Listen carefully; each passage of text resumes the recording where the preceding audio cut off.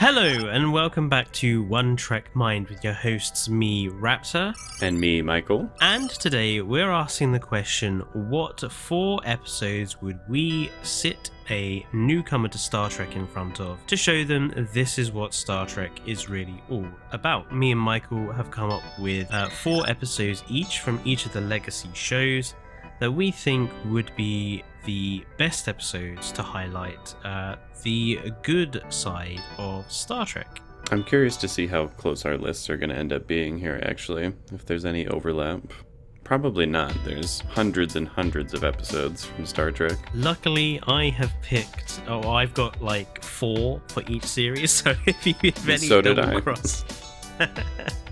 Right. Okay, well, we'll go through the ones we've decided on and why, and then we'll go through the others as sort of like honourable mentions. Okay.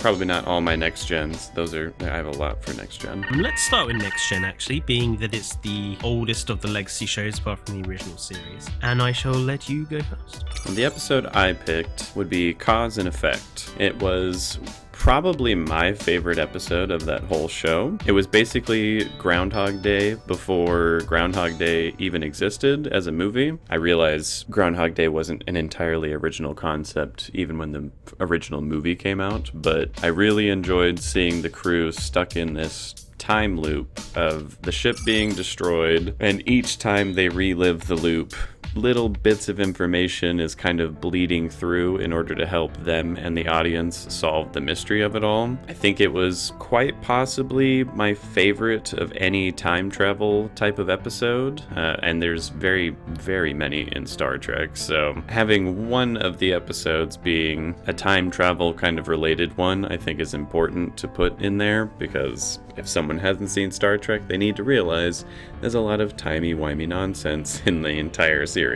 Every single one of them, too. Not just Next Gen or Deep Space Nine, but every single one of them has some sort of time travel element to them. And this one, in my opinion, is the strongest of them all. It has some great tension, great mystery. I really enjoy the kind of unsettling tone that it gives you at times, like while they're playing the poker game and Riker starts to remember, like, you're gonna get this card and you're gonna get this card, and just the music building. Yeah. It was very creepy and overall ended up being a very, very fun episode. Deuce.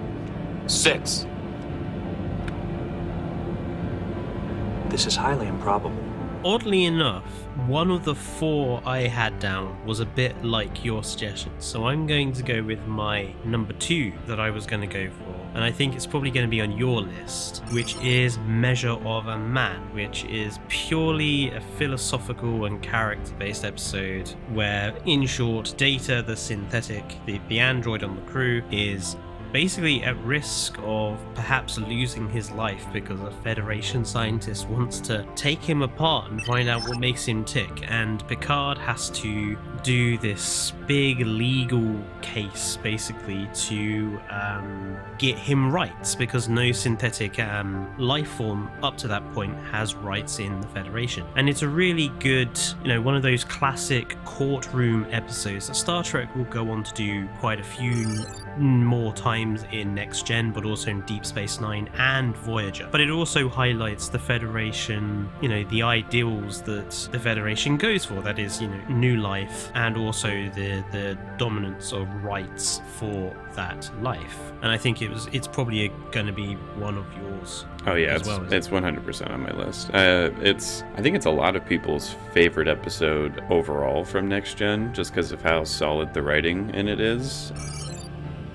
Your Honor, Starfleet was founded to seek out new life. Well, there it sits. I know Legal Eagle did like a look at the legality of the episode and ranked it pretty good as well, which was quite a fun video to watch. I mean, when it comes to media, trials and legal stuff is never 100% the way our legal system works, but in my opinion, it's the idealized version of that, because the way our legal system works is kind of terrible. It's way too many technicalities and loopholes as to how people will win a case or get through it, whereas this was much more about the actual philosophy of, is slavery okay, and the obvious messaging in the episode is no, it is not. It also brings me to another point where if you are bringing someone into Star Trek, they have to realize it is very political. I know there's a lot of people who think that the legacy shows were not political and some of the newer ones are, and I could not disagree more. Rubbish. Yeah. Like, maybe in some of the newer shows there are certain problems with them that I certainly have, but the political or wokeness of them is definitely not one of them. Because this episode, Measure of a Man, directly, like, not even at a point of allegory, it straight up says, you know, slavery of black people back in early America was wrong, and that's what this is going to lead to if they allow Data to be considered an object. So again, the whole idea that Star Trek is now woke in the modern age is kind of insane, but that is something that someone should know going into Star Trek, that the entire thing is political. It is very much about how humanity can better itself, and this is how you do it. And it has always taken a pretty firm stance on progressive politics. My other episode, which I thought about, was Schisms, which is similar to yours, a good mystery episode with quite a kind of horror-like basis, which is where the crew discover they're all having the same nightmare, and it turns out they're all being abducted during their sleep, and they're having experiments performed on them. And there's this wonderful scene of them all working together in the holodeck to create this table they've all been seeing in their nightmares. And it's just a really great sort of mystery episode with that sort of horror sci-fi-ness to it. I really enjoyed that one. I've seen a lot of people kind of talk down on that episode, saying that the reveal isn't good enough and that it's a little too cheesy for, you know, nowadays. But I mean, I watched these episodes maybe a year or two ago, and I still thought it held up really well. Like, that scene of them recreating the table, I thought was genuinely disturbing. I was like, oh, whoa, this is actually very creepy. Maybe the creepiest the show had gone up to that point. More of them.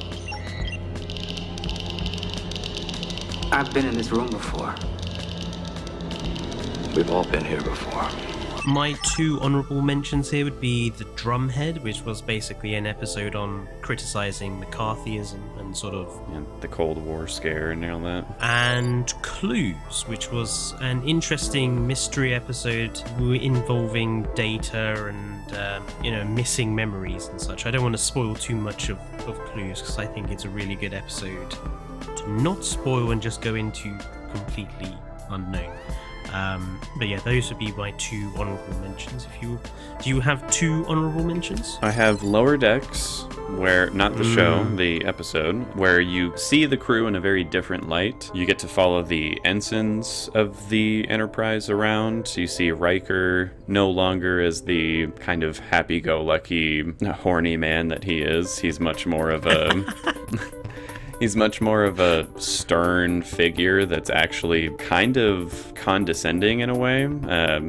Again, he's not any different in the episode, but seeing it from a different perspective of one of the subordinates changes your perspective on him. And the same thing goes for Worf. And it's a really nice episode that gets to show some of the characters that you had seen in the background. I believe the nurse character you had seen in several episodes before that, but obviously she had never had anything to really do until this one. And it highlighted a very extremely gray to bad moral choice that Picard makes for one of those ensigns. It's actually the moment I was a little turned off from Captain Picard, because he straight up gets what is her name? Hold on, let me look it up.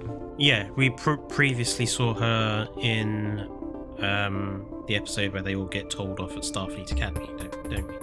Ensign Saito, or Saito, I don't remember how they pronounced it. But yeah, it really showed, again, the consequences of making a command decision that isn't, super easy to deal with. Seeing her, spoilers, die at the end of the episode after supposedly being tortured for, who knows how long, was very rough. And it was also very, very nice to see the senior officers come together at the end with the ensigns to help mourn her passing and everything. I thought it was a really great episode that showcased Star Trek in a slightly different light. The other episode I would choose, honestly, it'd probably be The Best of Both Worlds. It's arguably the best two-parter of the entire Next Generation run. Introduces the Borg as a major, serious threat. It's not their introduction on the show, but it is where they really come into the show in full. It's where they demonstrate just how much more powerful they are compared to the Federation. Yeah, and it also shows that, your prolific Captain Picard, who has always been stoic and in charge and taking care of everything, is completely taken over by the Borg and is no longer himself. Like, no one is safe from this threat. It was a truly harrowing two-parter. I still think they wrapped it up too easily in part 2, but again, if you're getting someone into Star Trek, that is a common theme, with it being very episodic, how things kind of wrap up a little too neatly sometimes by the end of it. So I think it is a good example of what the show is in many ways. And I still really like the final shot, how even though they did wrap things up, they saved Picard, he is still very, very traumatized by it, and they even go further with it in the next episode, which almost wasn't allowed to happen because they didn't want the show to be serialized at all. Yeah, Best of Both Worlds I think is definitely the best two-parter, for sure. Now, onto Deep Space Nine, a very different sort of Star Trek show, and I think that's probably going to be represented in the episodes we picked here. I'll go first this time. I will leave the one I think we would both say to you, and I'm going to go I didn't pick that one, so you're good. Really? I didn't even put it on my list. Okay, well, because I don't want to be predictable, I'm going to go with the Siege of AR 558. You took mine. But continue, I have spares. Which is a dark, gritty sort of wartime drama with actual lasting consequences for at least one member of the cast. And it is a very different episode to what you'd expect a normal Star Trek episode to be. At the height of the Dominion War, demonstrating that Starfleet officers, suffer through post-traumatic stress disorder and everything else as much as any other real life individual. And it has some I think there's also some questionable choices made by Captain Sisko in this episode, which does result in questionable. I still don't forgive him for it. Injury of basically a cadet at this point. So yeah, I think it was a really good, dark, gritty episode.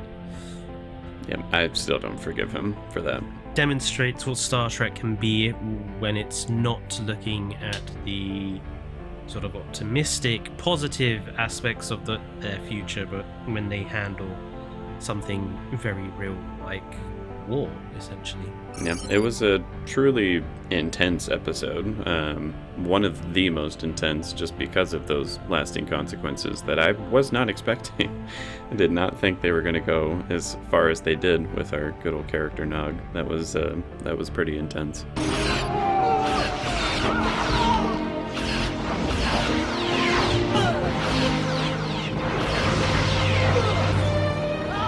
The episode I chose for Deep Space Nine is Waltz. I think it is a very good episode, and I have seen some people again talk down on that one quite a bit because of a variety of reasons. Some people just didn't enjoy the slower nature of it. Some people thought that the acting was a little overdone. I couldn't disagree more. I think it is an excellent showcase of some great acting from both actors playing Gul Dukat and Sisko. I was actually afraid for Sisko during a whole lot of that episode. He is grievously injured, can't do anything to fight back in this situation, and Gul Dukat is actually losing his mind. Yeah, literally losing his mind. And it was truly scary, and Gold Ducat all the way up to that point had been very collected and put together and was scary for that reason. Like he was a major threat, but he always thought everything through extremely well and had an end game. But here he has lost just about everything that matters to him, and he has next to nothing to lose except for his mind, which he loses in this episode in a big way. So seeing him go head to head with Sisko in the climactic moments, I was actually afraid for Sisko. I thought he was maybe not going to die, but they let me entertain that idea for a little bit, and it was a very intense episode that I would definitely recommend for people to watch. Because I know some people have the stigma on Star Trek that it's cheesy and it's not really worth your time, but this one, again, I think showcases some excellent writing, some excellent dialogue, some great acting. It was very good. He doesn't believe that lame excuse any more than I do. This is growing tiresome. Ducat. Ducat! One of my honourable mentions actually would be similar to that, which is Duet, which is basically... It's funny that both of these contain a Cardassian and somebody else, but Duet is the look at Kira, and she comes face to face with a person who she believes is guilty of committing genocide against the Bajorans, and the episode it makes a good attempt to sort of deal with a quite difficult subject to discuss. And it was an episode when I first saw it that didn't end quite in the way I anticipated. The twist towards the end of the episode was, it did catch me off guard. It's another one I think it still wraps up a little too neatly right at the very end with how they conclude it. But I did really like that episode and found a lot of the monologues from the Cardassian character to be very disturbing, particularly before the reveal, the big twist at the end. It gets genuinely disturbing to see someone like filled with glee over the horror that they've inflicted. It was another very intense one that I wasn't expecting, and it's really early in the show too, so it kind of sets the tone for some of the darker themes that persist through the entire show. The other honorable mention I would have, which I think people would kill us if we didn't put it on here, is In the Pale Moonlight.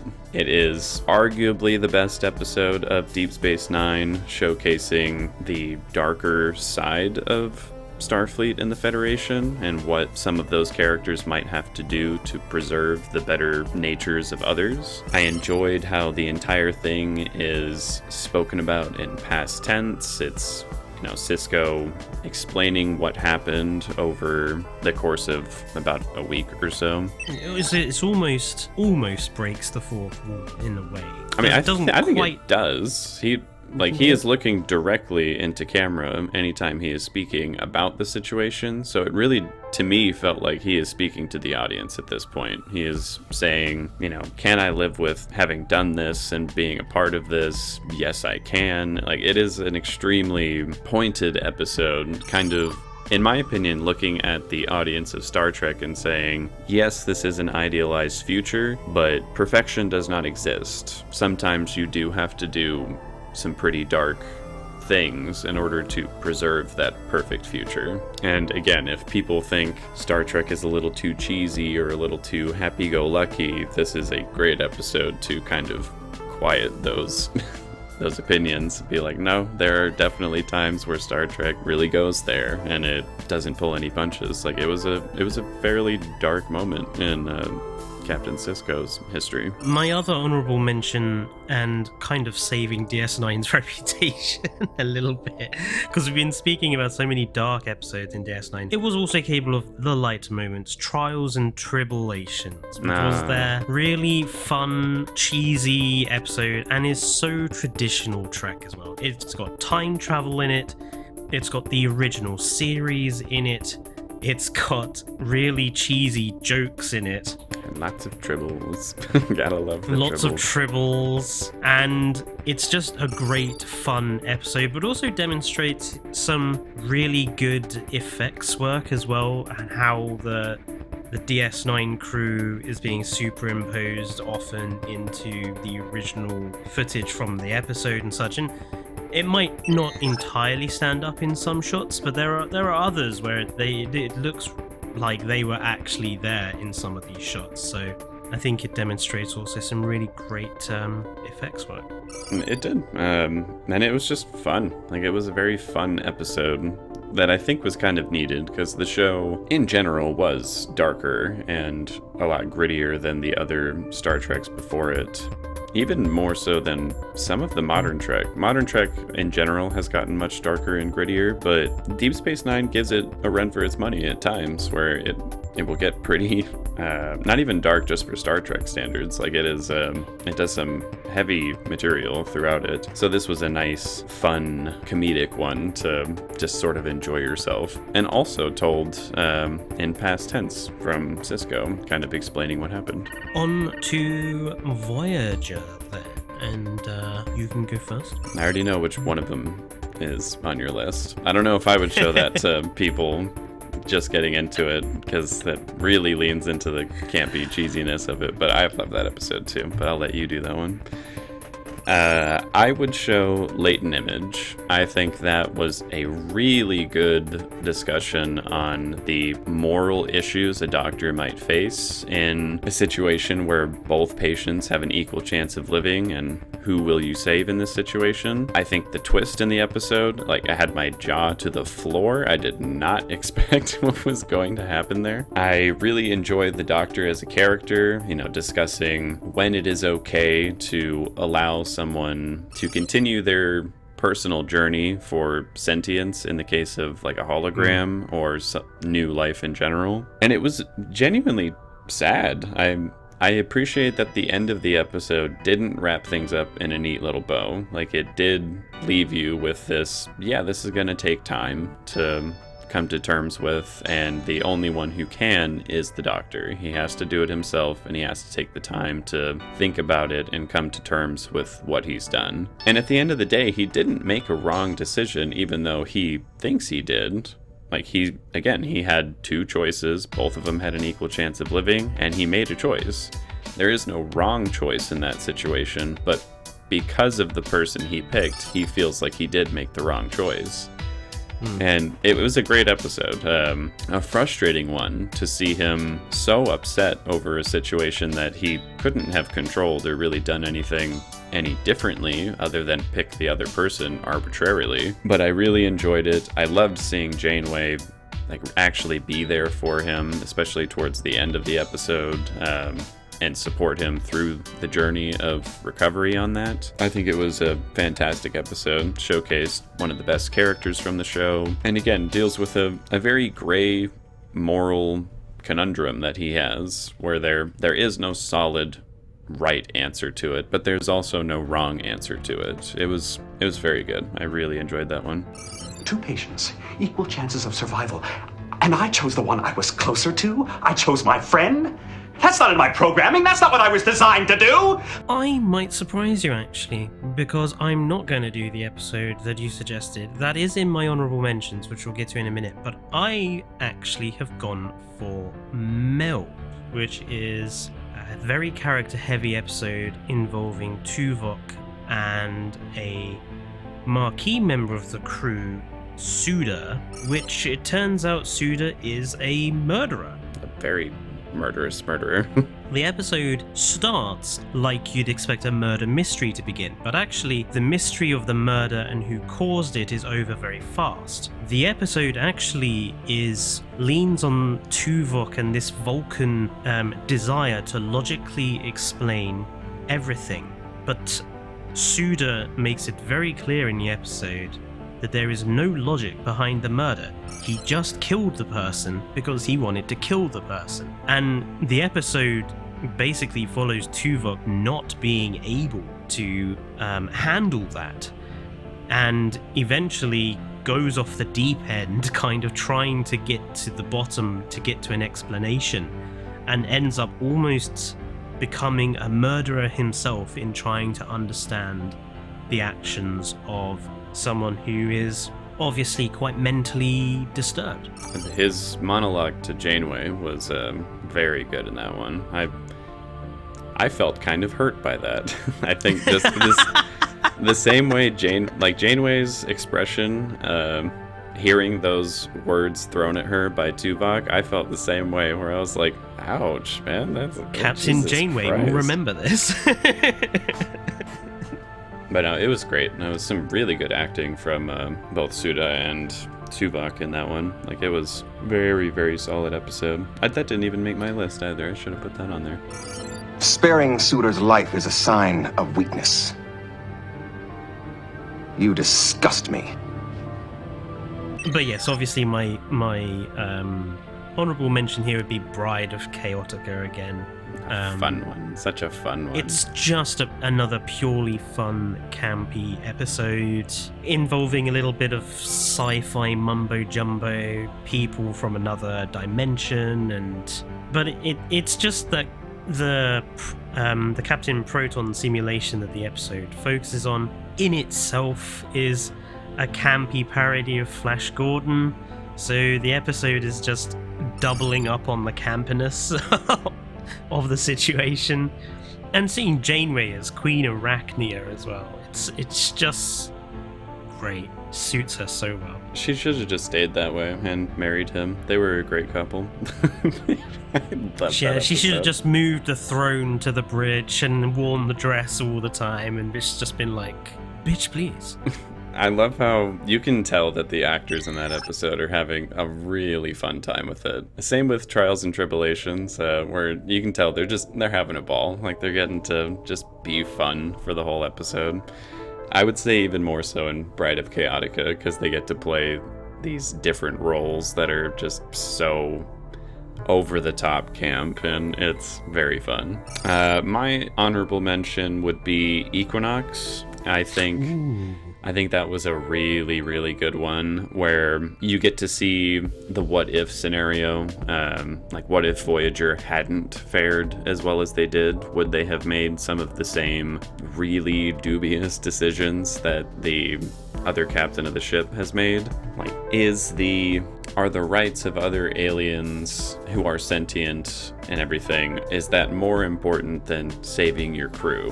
And at the end of the day, I think it's somewhat easy for the Voyager crew to say, like, no, it is absolutely not okay. But again, if they were placed in that same situation where half their crew had died and they had very, very little options in terms of getting back home, I could personally see them going down pretty much the exact same route, which I think is sort of what Janeway kind of realizes by the end of it. But yeah, we easily could have been them, and that's what makes the decision to stop them so difficult. But I really enjoyed that one. The twist was kind of predictable, I would say.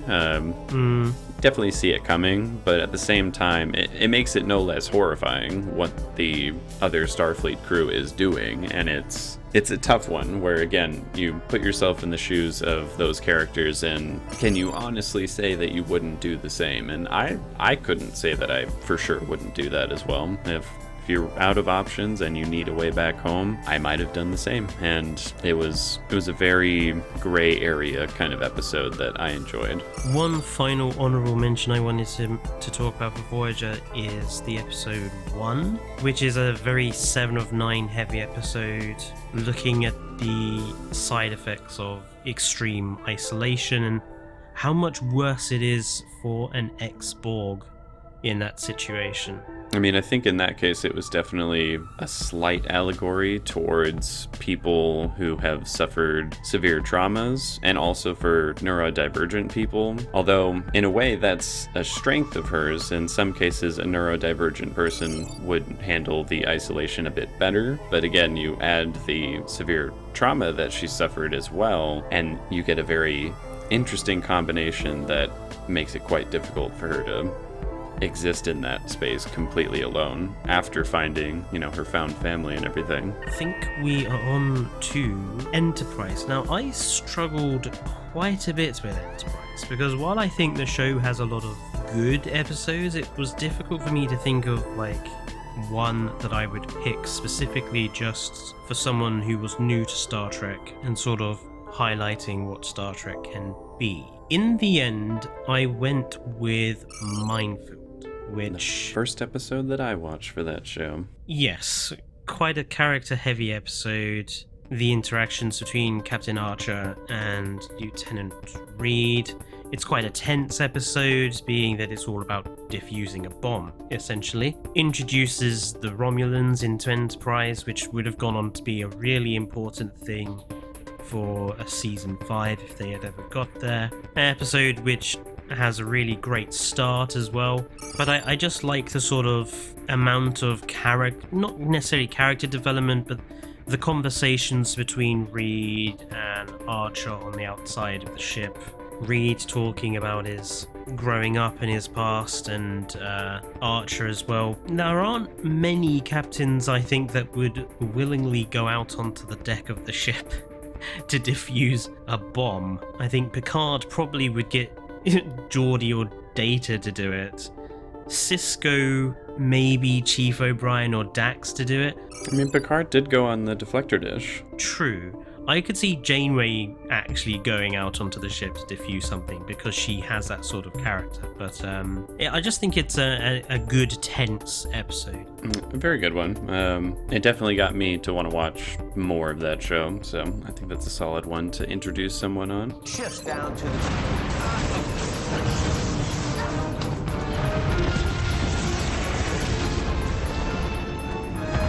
I went with Damage.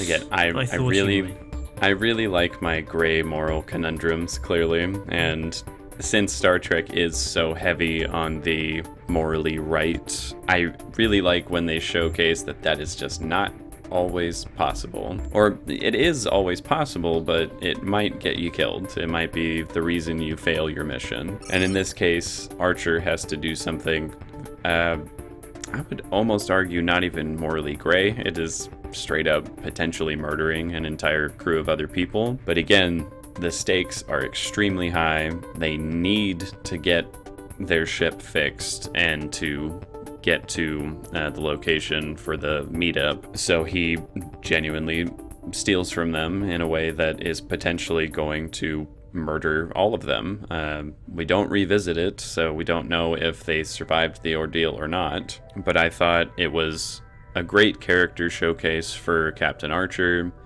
and many of the other characters who are arguing for or against doing this and their personal reasons for doing that. The overall storyline in that season being a pretty, again, not ambiguous representation of everything that happened after 9/11, I thought worked extremely well and was very relatable for people, even all the way till today. So that would be the one I would show a newcomer, to show that this show has a lot of pertinence to politics today, back then, and again, that you can't always make the right choice in order to succeed. It's just not always doable. Could they have somehow found a way around it? The way it is presented, I don't think they could have. No, I don't. Yeah, I don't think there would be a way around it in that situation. I think they had to make that choice in order to succeed, and it was pretty rough. The only thing I think would make it better is to showcase the consequences of it just a little bit more for that other crew, either in an episode later on or at the end of that episode. But I think it was an excellent episode, probably my favorite of the show. I can't justify this course of action. We don't have a choice. I won't let you do it!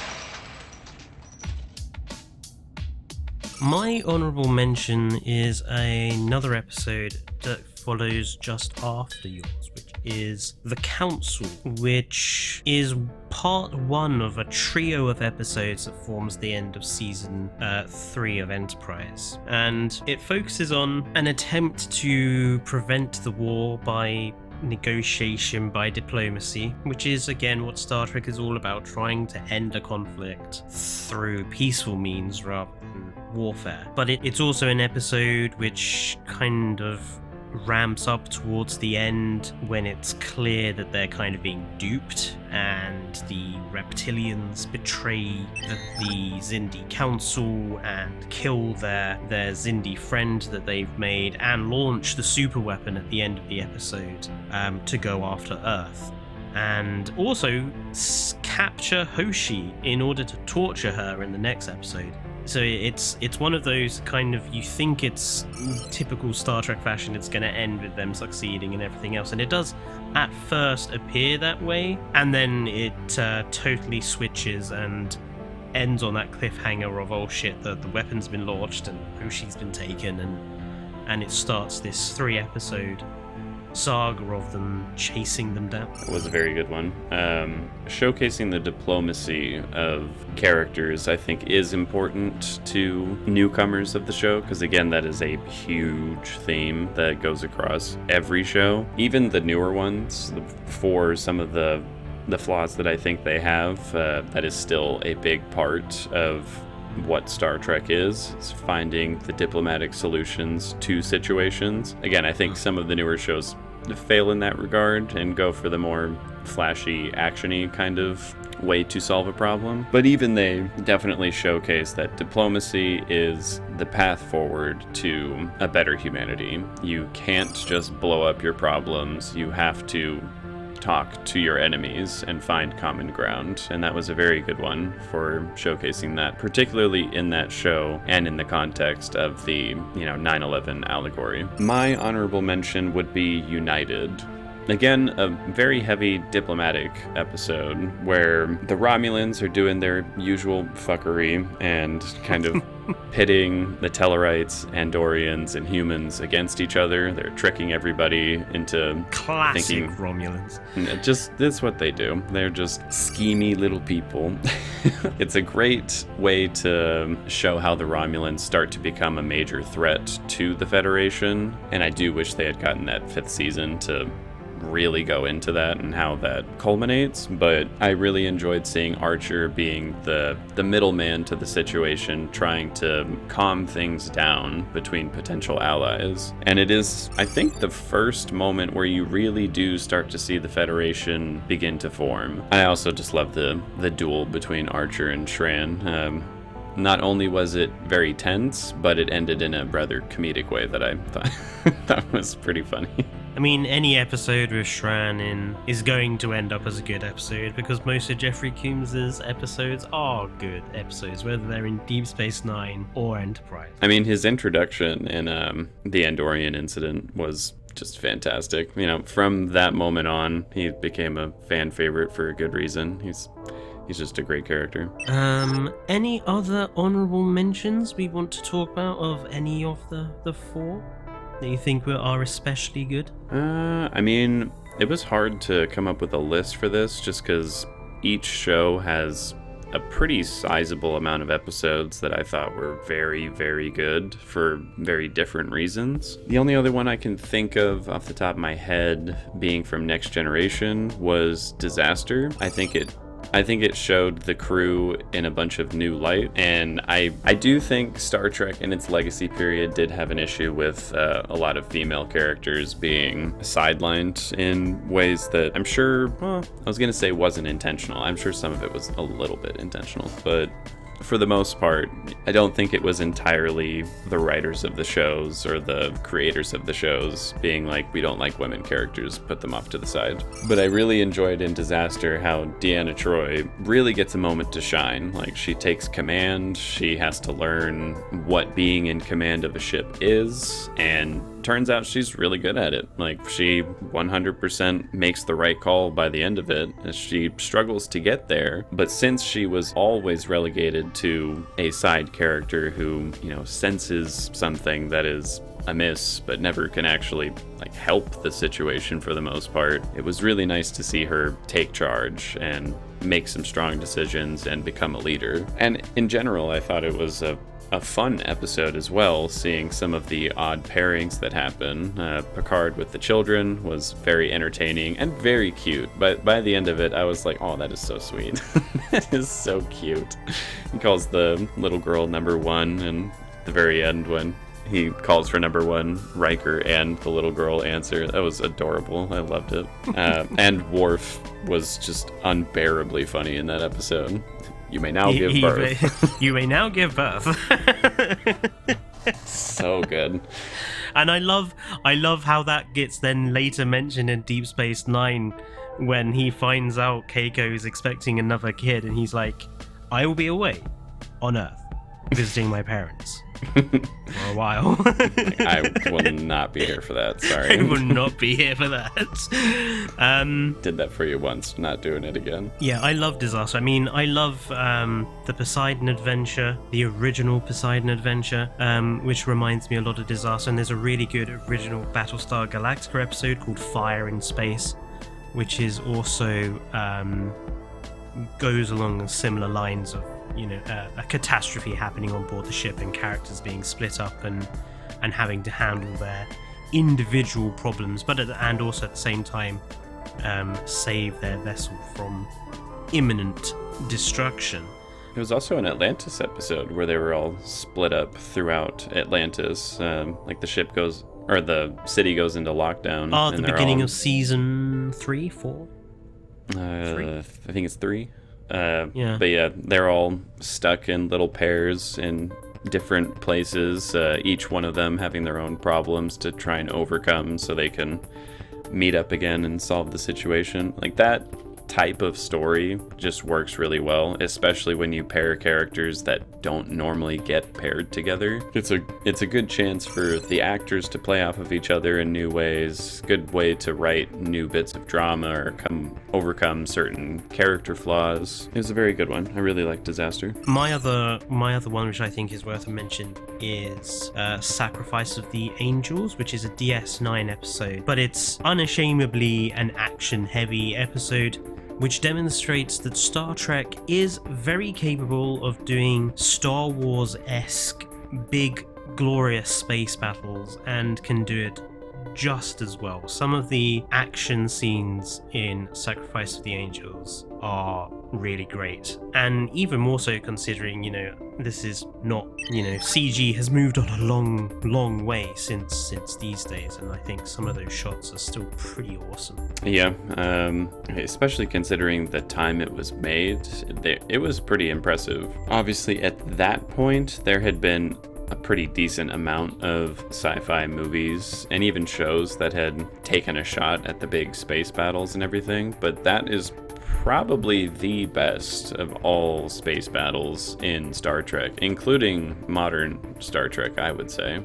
It was very, very good. And also very intense. You aren't 100% sure how it's going to go. It has the classic storytelling of, you know, the ebbs and flows of a battle, where it's not just this big victory. It goes up, then down, then up, then down. You're not sure which way this is going to go, and it leaves the audience on the edge of their seat the entire time. It was a very good one. Not to mention that up until this point in Star Trek, we haven't actually seen Starfleet go to war, and this is there's the shot, I think it's not the episode before, but a couple of episodes before, when the Defiant meets up with the entire, you know, this massive war fleet, and there are dozens and dozens of Federation starships of all different classes, and the same for Sacrifice of the Angels. You see Galaxy classes and Mirandas and Akiras, and this is Starfleet at war, which we have not seen up until that point. And in fact, even since then, we haven't really seen a big proper Starfleet ship-on-ship big fight.